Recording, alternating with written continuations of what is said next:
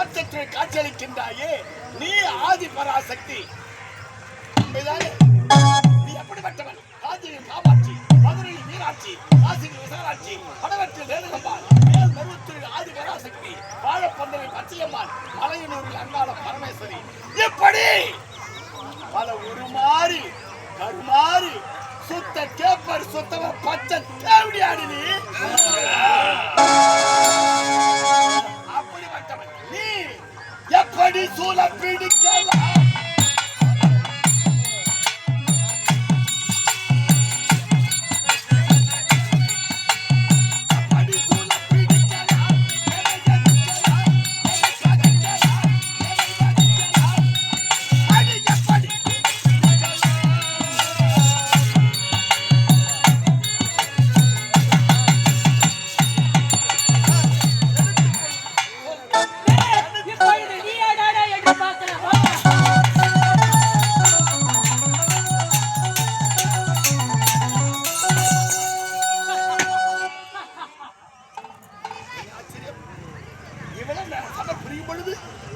என்னுடைய கையில் இருந்த ஆயுதங்கள் அனைத்தும்